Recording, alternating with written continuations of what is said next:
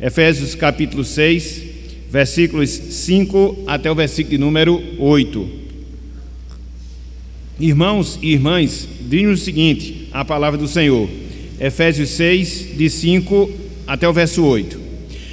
Quanto a vós outros, servos, obedecei a vosso Senhor segundo a carne, com temor e tremor, na sinceridade do vosso coração, como a Cristo, não servindo à vista, como para agradar a homens, mas como servos de Cristo, fazendo de coração a vontade de Deus, servindo de boa vontade como ao Senhor e não como a homens, certos de que cada um, se fizer alguma coisa boa, receberá isso outra vez do Senhor, quer seja servo, quer livre. Até aqui, até o versículo 8.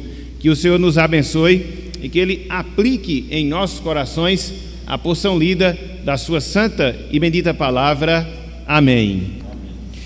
Meus irmãos, minhas irmãs, meus amigos e amigas, nós podemos dizer com toda certeza, nós podemos afirmar com toda a convicção que o Evangelho, as boas novas que nós encontramos nas Escrituras Sagradas, na Palavra de Deus, possui uma mensagem não só impactante, mas também possui uma mensagem transformadora em relação a todas as áreas, em relação a todos os aspectos da nossa vida, da nossa existência aqui neste mundo. Disto, meus irmãos, disto, meus amigos, jamais nos esqueçamos. Quando nós lemos a palavra, nós percebemos os seus ensinos, que mexem completamente com a nossa visão acerca das coisas, com a nossa compreensão acerca da realidade. E muitas vezes ela faz essa confrontação em relação à nossa vida. Mas não só isso, quando nós lemos a palavra, quando nós lemos as Escrituras, nós percebemos o poder transformador que ela opera no nosso viver, nos moldando cada vez mais ao caráter, à pessoa de Cristo, à pessoa do nosso Redentor. E isto, conforme nós falamos, não só no que diz respeito à nossa vida espiritual, à nossa vida com Deus, não, muito pelo contrário, mas isso como que afetando, como que mudando, como que transformando todas as áreas da nossa vida, quer seja no sentido familiar, enquanto pai, enquanto mãe, enquanto filho, enquanto marido, enquanto esposa, e também no que diz respeito à nossa vida secular, afetando inclusive a nossa profissão, afetando inclusive as nossas atribuições seculares, as atividades que nós desempenhamos na nossa vida para sustento e manutenção do nosso viver. É por isso que o apóstolo Paulo, lá em Romanos capítulo 1, versículo 16, ele disse acerca do Evangelho: é o poder de Deus, literalmente falando, é a dinamite de Deus em relação às nossas vidas.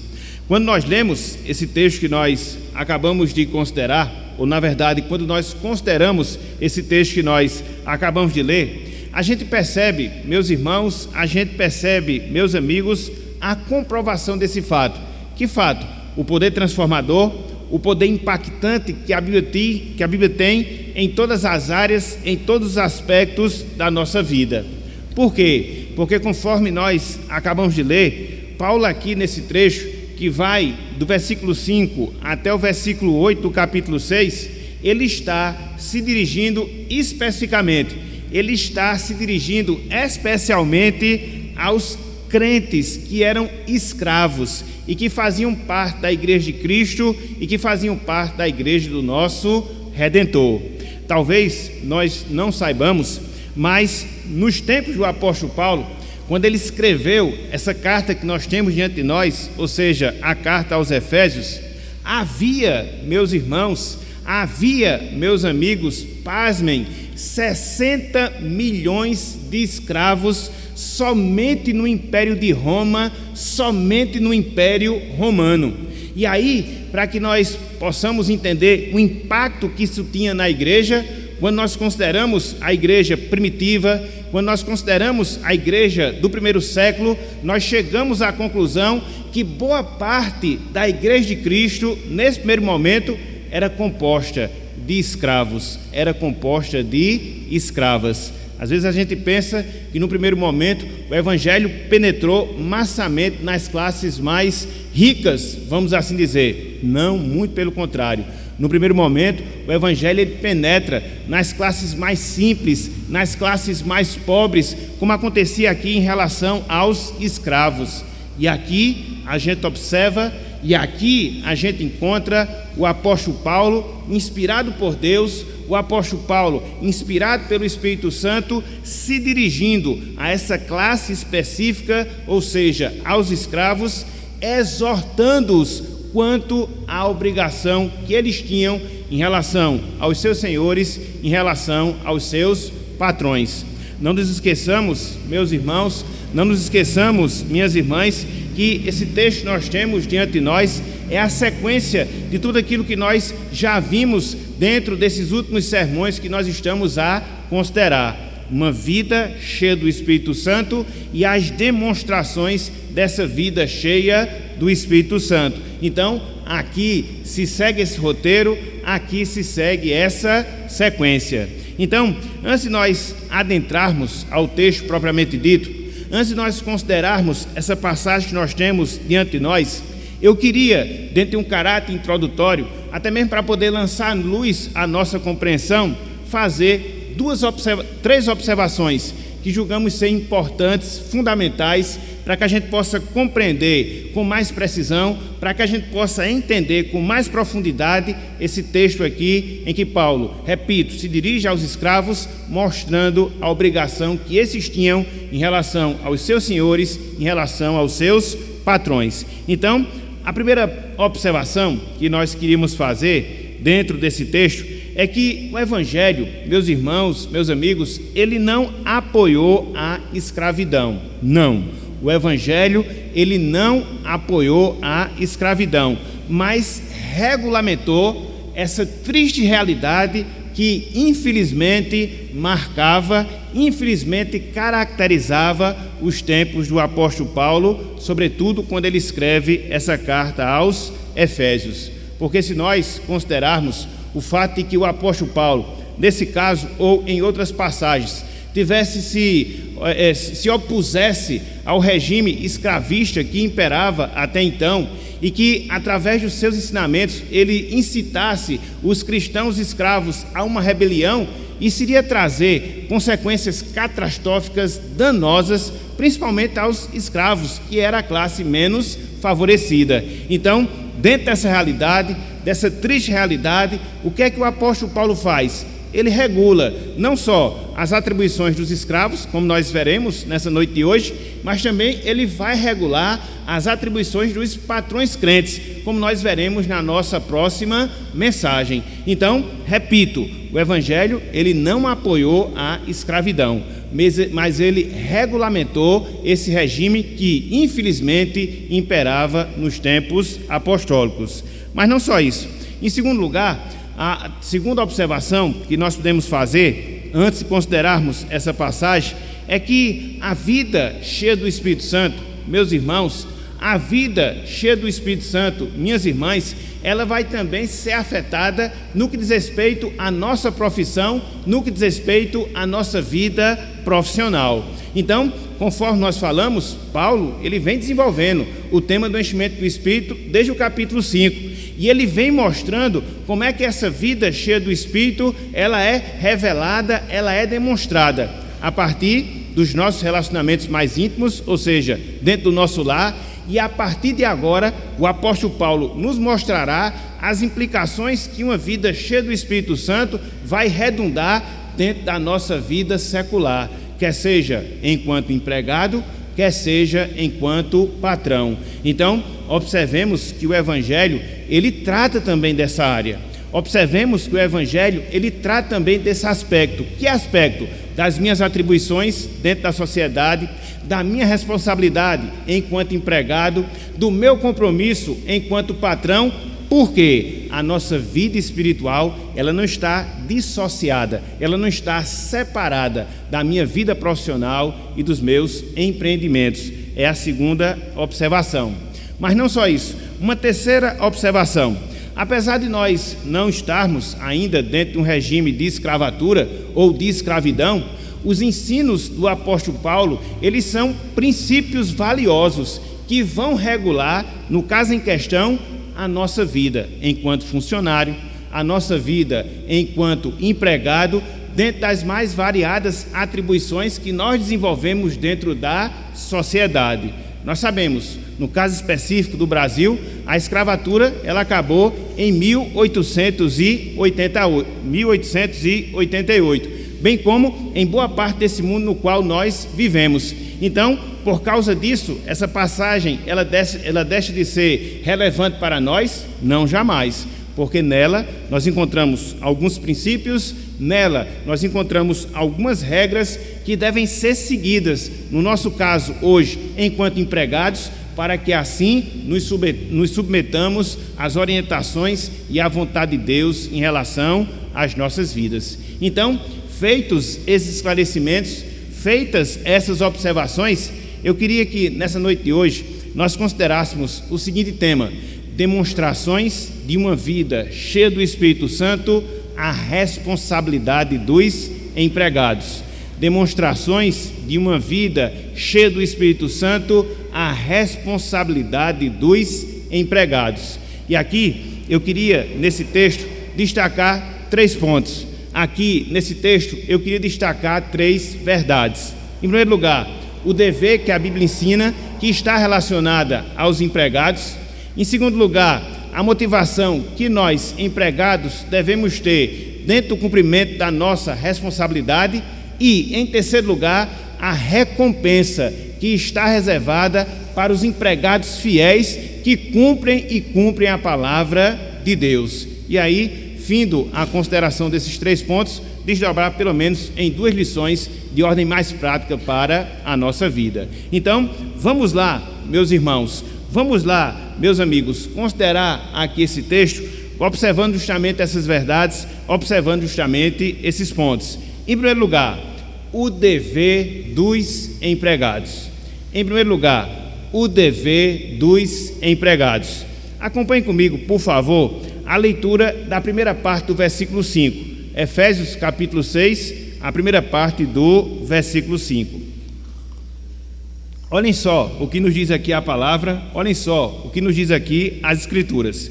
Diz assim a palavra do Senhor: quanto a vós outros, veja, servos, obedecei a vosso Senhor segundo a carne. Quanto a vós outros, servos, obedecei a vosso Senhor segundo a carne. Então, o que é que Deus aqui exige? O que é que Deus aqui ordena? O que é que Deus aqui ele nos manda? Que o servo, e aqui considere o empregado cristão, ele cumpra com os seus deveres, ele cumpra com as suas obrigações, ele cumpra com as suas responsabilidades em relação aos seus patrões. Em resumo, é isto que o apóstolo Paulo está exigindo, é isto que o apóstolo Paulo ele está nos ordenando. Uma vez que nós somos cristãos, uma vez que como cristãos, para que nós possamos ganhar o pão de cada dia, nós desenvolvemos os nossos trabalhos, que neles a gente possa cumprir com as obrigações, que neles a gente possa cumprir com as responsabilidades, que neles nós possamos cumprir com as exigências relacionadas aos nossos patrões, àqueles que pagam o nosso salário. Observemos, conforme nós vemos aqui nessa passagem, que no primeiro momento essa ordem aqui é dirigida a escravos, dentro daquele contexto que nós já colocamos na parte introdutória da nossa mensagem, o que nos tempos do apóstolo Paulo era muito natural. Tanto é que nós falamos que só no Império Romano havia aproximadamente 60 milhões de escravos. E é interessante porque aqui o apóstolo Paulo ele está ordenando justamente essa obediência, que os servos deveriam ter em relação aos seus senhores, que os servos deveriam ter em relação aos seus patrões. O sentido da palavra obediência, que Paulo coloca aqui no versículo 5, é o mesmo sentido da palavra obediência que ele havia usado no versículo 1, para descrever o quê? A responsabilidade que os filhos tinham em relação aos seus pais, considerar atentamente a voz deles. Então, é nesse mesmo sentido, no sentido inicial, que o apóstolo Paulo ele exorta os escravos.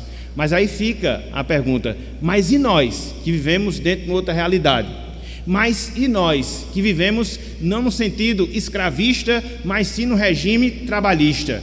E nós que vivemos dentro de contratos de trabalho? E nós que vivemos submetidos a leis que regem todo o trabalho que nós temos aqui nesse mundo? O que é que essa ordem aqui implica para nós? Aquilo que nós acabamos de falar, ou seja, que cumpramos com as nossas obrigações, que cumpramos com as nossas responsabilidades, que nós assumimos quando nós assumimos um emprego, assumimos um trabalho. Em linhas gerais, é isto que Deus nos ordena. Em linhas gerais, é esta a exigência que nós temos na palavra de Deus, é esta a exigência que nós temos no Evangelho. Mas aí a gente pode se indagar, mas aí a gente pode se perguntar: mas no sentido prático, como é que isso acontece?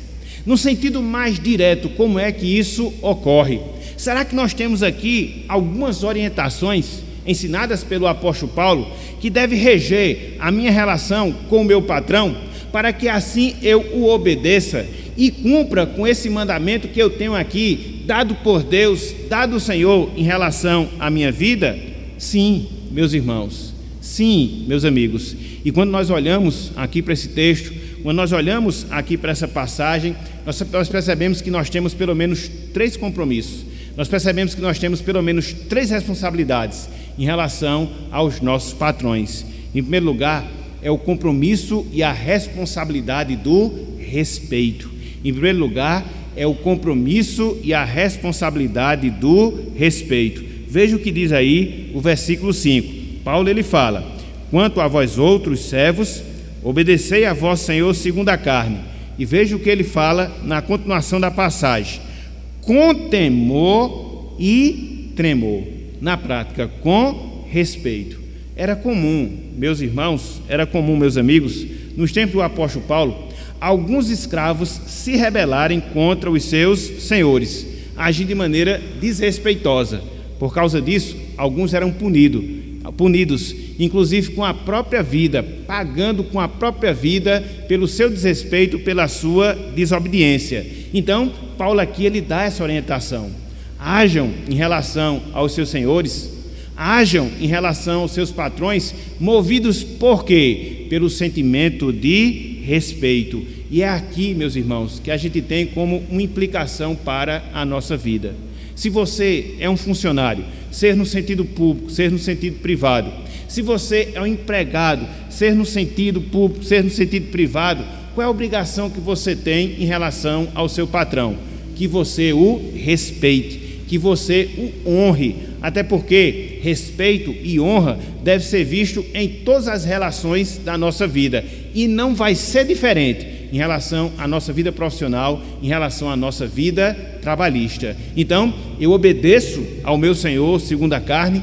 Então, eu obedeço ao meu patrão quando, em primeiro lugar, eu trato com respeito. Mas não só isso, existe uma segunda responsabilidade, existe um segundo compromisso que eu devo em relação ao meu patrão. Se por um lado eu devo respeitá-lo, por outro lado eu devo ser sincero. Por outro lado, eu devo ser sincero em relação a ele. Veja algumas expressões que nós encontramos no versículo 5, parte B, no versículo 6, parte A, e também no versículo 6, parte B, que aponta para isso. Aponta para quê? A sinceridade, a veracidade que eu devo ter em relação ao meu patrão. Veja, versículo 5, parte B. Paulo diz: na sinceridade do vosso coração. Versículo 6, parte A, não servindo à vista. Versículo 6, parte B, fazendo de coração. Então, essas expressões indicam isso. a necessidade de eu ser genuíno, a necessidade de eu ser sincero em relação àqueles que estão em minha autoridade. Por quê? Porque nós somos propensos, infelizmente, meus irmãos, infelizmente, meus amigos, nós somos propensos a agir de maneira que a gente quer ser visto pelas pessoas, quer seja para ser elogiado, quer seja para ser visto como uma pessoa responsável. Infelizmente, quando você considera essa atitude, quando você considera essa postura, você chega à conclusão que essa é uma postura hipócrita, falsa, mentirosa e que é proibida literalmente pela palavra de Deus, conforme nós temos diante de nós. Então, se nós somos empregados, se nós somos funcionários, nós devemos entender que o nosso maior patrão não é o nosso Senhor segundo a carne, não, mas o nosso maior patrão é Deus, e Ele vê aquilo que nós fazemos, Ele vê as motivações que nós temos, também dentro do ambiente profissional, também dentro do ambiente do trabalho, e por causa disso eu devo agir com sinceridade em relação ao meu patrão. Eu devo ser dedicado àquilo que ele me manda fazer. Eu devo ser honesto com os bens que ele me confia. Eu devo ser zeloso com aquilo que eu me proponho a fazer, independente de estar sendo visto, independente de estar sendo reconhecido, independente de qualquer coisa. A sinceridade, ela deve pautar a minha atitude, ela deve caracterizar a minha vida, para que assim eu obedeça ao meu Senhor segundo a carne. Então veja, no primeiro momento a gente deve respeitar aos nossos patrões. No segundo momento a gente deve ser sincero em relação a eles. Mas não só isso. Em terceiro lugar, essa obediência, ela deve ser vista através da nossa diligência.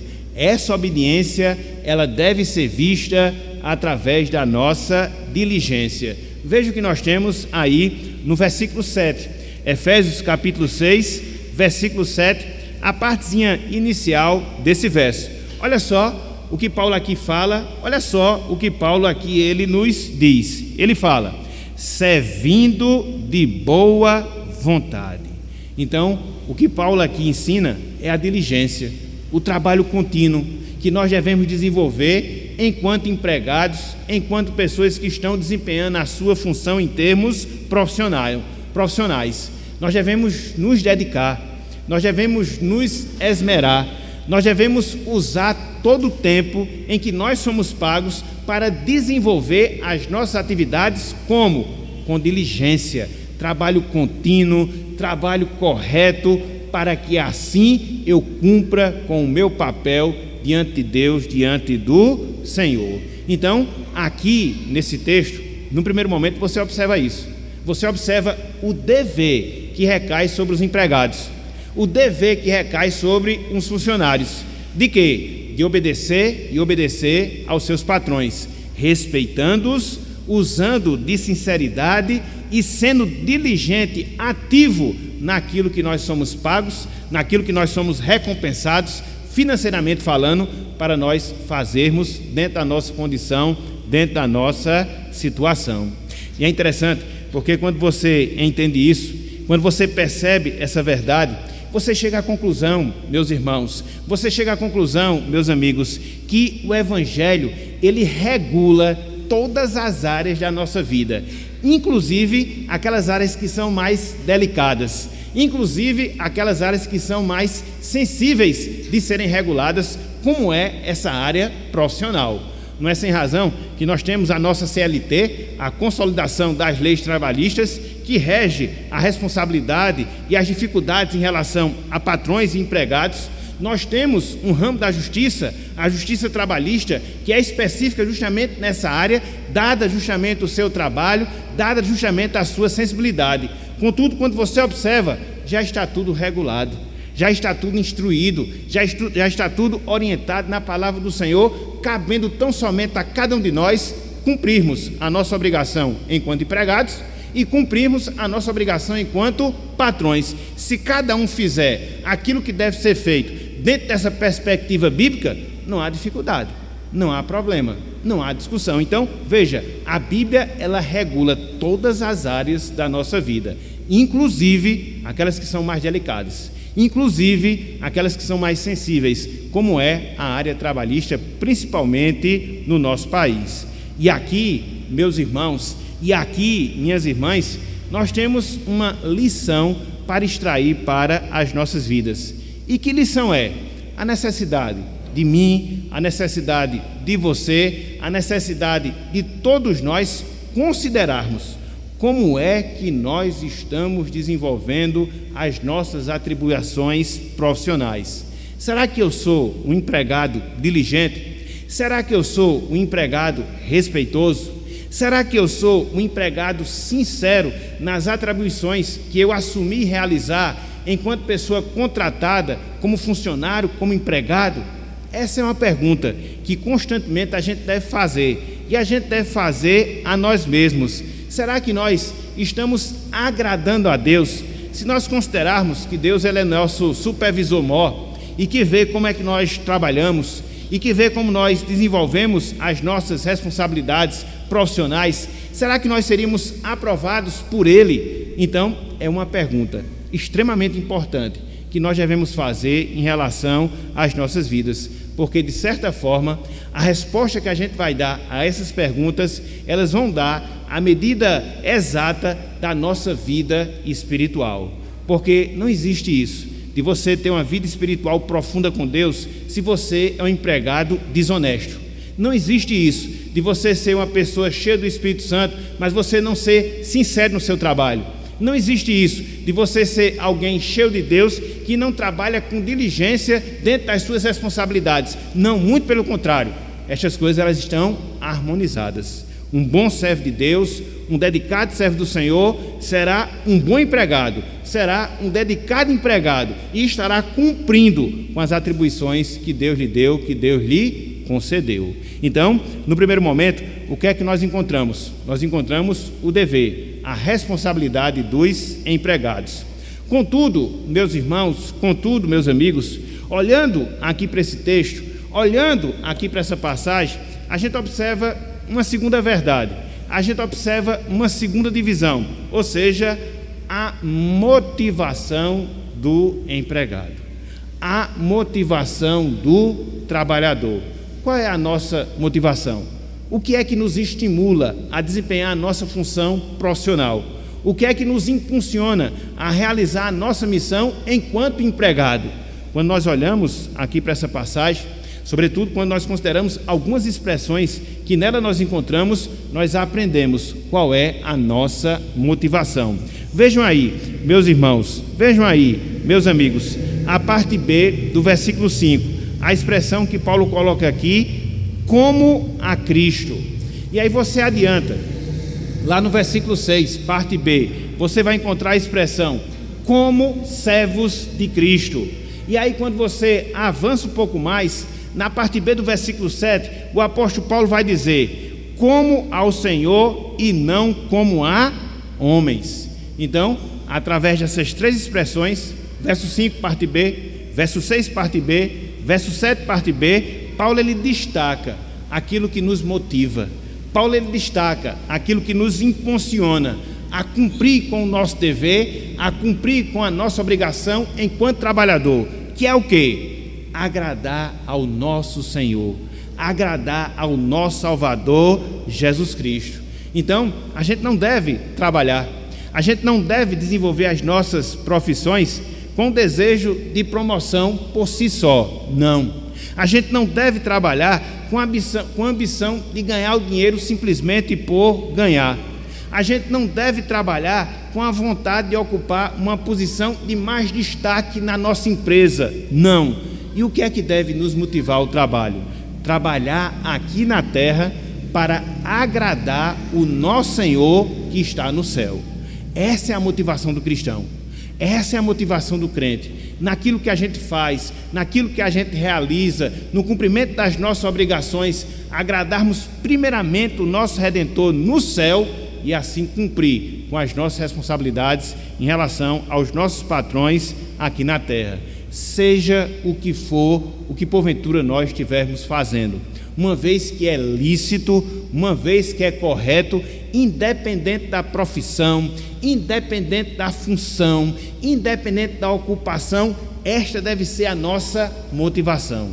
Eu trabalho primeiramente para Deus, eu trabalho primeiramente para o meu Senhor que está nos céus. A minha motivação primeira é que, através do meu trabalho, através da minha função, através do meu emprego, através da minha profissão, eu possa glorificar o santo nome de Deus, o santo nome do Senhor. Como isso muda as coisas, meus irmãos. Como isso muda as coisas, minhas irmãs. Quando a gente olha, por exemplo, para o passado, sobretudo para aquele contexto da Reforma Protestante, a gente percebe que isso transformou completamente a visão de trabalho. Infelizmente, antes da Reforma Protestante, havia uma divisão de trabalho: aqueles que eram superiores e aqueles que eram inferiores. Quais eram os trabalhos superiores? Aqueles trabalhos que eram realizados pelos clérigos, pelos padres. Então, eles tinham um ar de espiritualidade, que davam algum destaque às pessoas que o desempenhavam.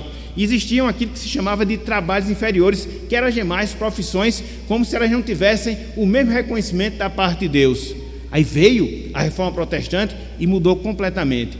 Todo e qualquer trabalho, toda e qualquer função, toda e qualquer atribuição é uma forma que nós glorificamos e glorificamos a Deus em relação às nossas vidas, seja lá o que for, seja lá o que for. Então, é isto que deve nos motivar, é isto que deve nos estimular a todo dia pegarmos no batente, a todo dia estarmos levantando cedo para poder trabalhar, para poder cumprir com os nossos compromissos no trabalho, para podermos cumprir com as nossas atribuições, saber que ao fazer aquilo ali, primeiramente, eu devo fazer para a glória de Deus, eu devo fazer para a glória do Senhor. Tenhamos, meus irmãos, tenhamos, minhas irmãs, essa visão em relação ao trabalho. Quando eu estou trabalhando, fazendo o meu trabalho com honestidade, fazendo o meu trabalho com diligência, fazendo o meu trabalho com sinceridade, eu estou cultuando a Deus no meu ambiente de trabalho. Aqui é um culto corporativo? Sim. É a chamada solene que Deus nos faz, com toda certeza. Contudo, o nosso culto a Deus, ele não se resume, ele não se restringe a esse momento que aqui nós estamos, mas ele se estende para toda a nossa vida, inclusive quando nós estamos trabalhando, desempenhando as nossas funções, cumprindo com os nossos deveres. E isto, meus irmãos, e isto, minhas irmãs, é de fundamental importância para cada um de nós, seja qual for o trabalho que nós realizarmos. Um trabalho mais braçal, um trabalho mais mental, um trabalho com mais destaque, um trabalho com menos destaque, um trabalho mais remunerado, um trabalho menos remunerado, não importa. Se ele é lícito, eu estou glorificando a Deus através dele. E isso, repito, muda completamente a nossa vida em relação às nossas profissões, em relação às nossas vocações. Então, em segundo lugar, o que é que nós temos? A motivação para os empregados. Fazer e fazer para a glória de Deus. Fazer e fazer para a glória do Senhor. Então veja, de um lado você encontra o dever dos empregados. Do outro lado você encontra a motivação para os empregados. Mas olhando aqui para essa passagem, olhando aqui para esse texto, você percebe uma terceira verdade, um terceiro ponto, ou seja, a recompensa dos empregados. A recompensa dos empregados. Vejam aí, o versículo número 8, Efésios capítulo 6, versículo número 8. Olha só o que o apóstolo Paulo aqui nos escreve, olha só o que ele aqui nos diz. Efésios capítulo 6, versículo 8. Ele diz: certos de que cada um, veja, se fizer alguma coisa boa, receberá isso outra vez do Senhor, quer seja servo, quer livre. Então, o que é que Paulo aqui nos ensina? Então, o que é que Paulo aqui nos mostra? Ele mostra que existe uma lei, que nós podemos denominá-la de lei da retribuição.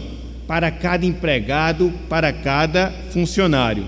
Então, essa retribuição, ela vai recompensar aquilo que nós fizermos de bom nas nossas funções, mas não só isso, essa lei da retribuição, ela vai recompensar aquilo que nós fizermos de mal também na realização do nosso trabalho, na realização do nosso serviço. Então, aqui Paulo ele faz essa abertura, aqui Paulo ele faz essa observação, que quando nós nos sujeitamos à palavra, quando nós acolhemos a exortação de obedecermos aos nossos patrões com sinceridade, com honestidade, com diligência, isso vem para nós sob forma de benefícios.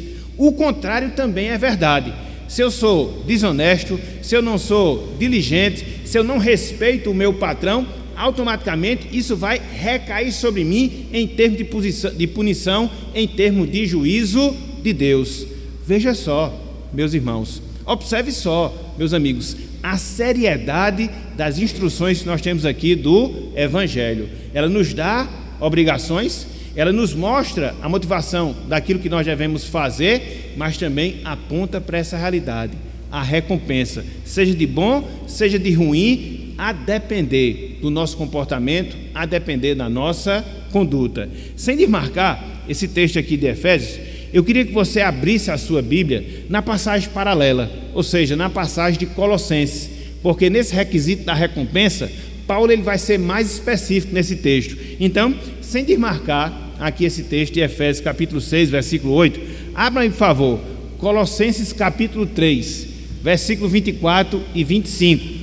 Colossenses capítulo 3, versículo 24 e 25, e veja como ele é mais preciso, nos mostrando a recompensa de bom ou ruim que nós recebemos, a depender de como nós exercemos a nossa função, o nosso trabalho. Veja, Colossenses capítulo 3, versículos 24 e também o versículo de número 25. Olha só: cientes de que recebereis do Senhor a recompensa da herança, a Cristo o Senhor é que estáis servindo. Veja, pois aquele que faz injustiça receberá em troco a injustiça feita, e nisto não há acepção de pessoas. Então é Deus que é o recompensador pelo nosso esforço, é Deus quem é o retribuidor pelo nosso trabalho. E também o contrário, se nós formos relapsos no desenvolvimento das nossas funções, nós também receberemos a recompensa, só que sob juízo, sob justiça de Deus.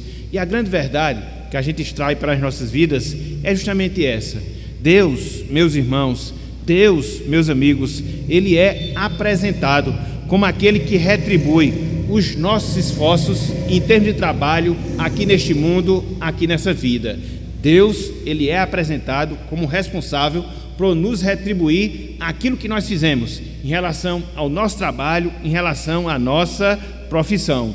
Porque uma vez que você faz ou deixa de fazer visando a glória de Deus, é o próprio Deus que vai lhe retribuir. Se você teve a postura, se você teve o comportamento, se você teve a atitude certa, bem como a motivação de trabalhar não para ser visto pelos homens, de trabalhar não para agradar a homens, de trabalhar não para agradar a si mesmo, mas para agradar primeiramente a Deus, não se preocupe, não se preocupe.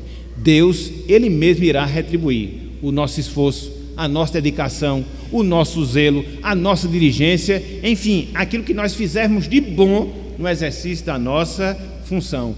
Veja como o Evangelho ele desce a detalhes em relação à nossa vida, inclusive nessa área. E aqui, meus irmãos, aqui, minhas irmãs, nós temos uma lição para nós, que eu julgo como uma lição confortadora. E que lição é essa? Que a gente não deve, mas a gente não deve mesmo, se entristecer, se porventura o nosso trabalho ele não for reconhecido pelos homens.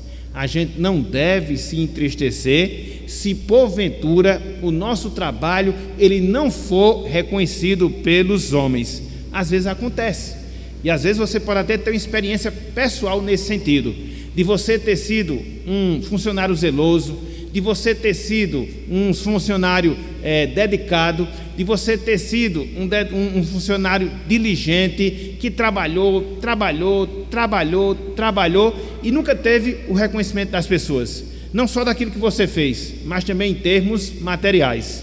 Não fique triste, não fique abatido, não se entristeça, porque de acordo com a palavra do Senhor, é o nosso patrão celestial que vai nos recompensar, se não nessa vida, no sentido de melhores condições, mas com toda certeza, na vida eterna, porque esta é a promessa que nós temos no Evangelho.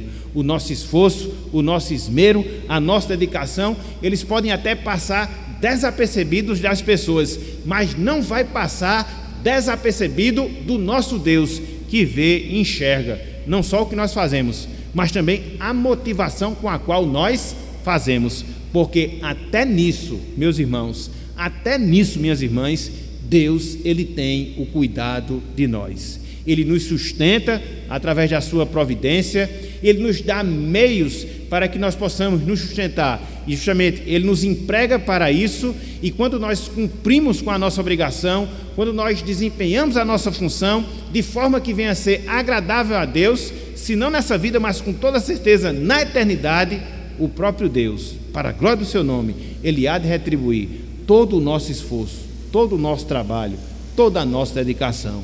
Louvado seja o Senhor por causa disso. Então, observe que nessa passagem nós temos aqui diante de nós aprendemos 3 verdades sobre as responsabilidades que os empregados eles têm em relação ao seu patrão. Em primeiro lugar, a primeira verdade, o nosso dever. Então, o que é que nós devemos fazer? Devemos cumprir com o nosso compromisso enquanto empregado. Mas não só isso, em segundo lugar, a sua motivação. E qual é a motivação que nós devemos ter enquanto empregados? Fazermos para agradar a Deus e não aos homens. E por fim, a recompensa. O que é que nós receberemos pelo nosso esforço? A herança eterna, dada por Deus, dada pelo Senhor. Então, 3 verdades relacionadas a essa área nas nossas vidas. Contudo, meus irmãos, meus amigos, antes de nós fecharmos a nossa meditação, antes de nós fecharmos a nossa pregação, eu queria destacar 2 lições de caráter geral, 2 aplicações de caráter geral. Em primeiro lugar, para nós que somos crentes. Em primeiro lugar, para nós que somos salvos. Meus irmãos, minhas irmãs, consideremos a Cristo o perfeito servo, consideremos a Cristo o perfeito empregado, que realizou o melhor dos trabalhos, que realizou a melhor das obras. E qual foi o seu trabalho? Qual foi a sua obra? Nos salvar a alma dos nossos pecados. Quando nós olhamos para Cristo, a gente vê justamente isso. Apesar dele ser Deus, apesar dele ser Senhor, apesar dele ser a segunda pessoa da Santíssima Trindade, ele não julgou como humilhação vir aqui à terra. Ele não julgou como humilhação se encarnar. Ele não julgou como humilhação nos servir ao longo de todo o seu ministério aqui na terra. E de fato, Cristo ele foi um empregado. De fato, Cristo ele foi um servo do Senhor, quer seja quando estava ensinando, quer seja quando estava realizando os sinais miraculosos, quer seja quando estava acompanhando as pessoas. Então, toda a vida, todo o ministério de Cristo foi caracterizado pelo trabalho, de cumprir a obra de Deus, de cumprir as atribuições que Deus lhe determinou. Mas não só isso, Cristo ele foi um empregado fiel não só durante a sua vida. Cristo ele foi um empregado fiel sobretudo na sua morte, quando ele se humilhou na cruz do Calvário, quando ele recebeu a penalidade dos nossos pecados, quando ele deu a sua própria alma para nos remir de toda a nossa iniquidade, como nós vimos na leitura introdutória lá em Isaías capítulo 53. Então, meus irmãos, minhas irmãs, se hoje nós somos salvos, se hoje nós temos certeza de salvação, se hoje nós temos convicção de vida eterna, isso se deu porque Cristo, o servo perfeito, ele veio aqui à terra realizar de maneira perfeita, de maneira sincera, de maneira honesta, o trabalho que Deus tinha confiado as suas mãos. Louvado seja o Senhor. Então, quando a gente segue nesse mesmo caminho e ao longo da nossa vida aqui na terra, dentro do nosso trabalho, dentro das nossas responsabilidades, dentro das nossas atribuições, nós fazemos aquilo que a palavra de Deus nos prescreve, nós estamos seguindo no caminho de Cristo, estamos seguindo no caminho do nosso Salvador. E, conforme nós observamos, no final de tudo isso, a gente vai receber do próprio Cristo a recompensa pelo nosso trabalho, pelo nosso esforço, pela nossa dedicação, dentro das atribuições que nós temos seculares ao longo da nossa vida.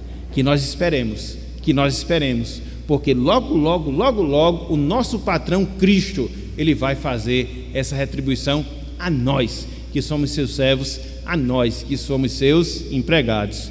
Então, considere, meu irmão, considere, minha irmã, a Cristo o perfeito servo. Mas não só isso. Em segundo lugar, para os nossos amigos. Em segundo lugar, para as nossas amigas, que ainda não experimentam da salvação, que ainda não experimentam da vida eterna.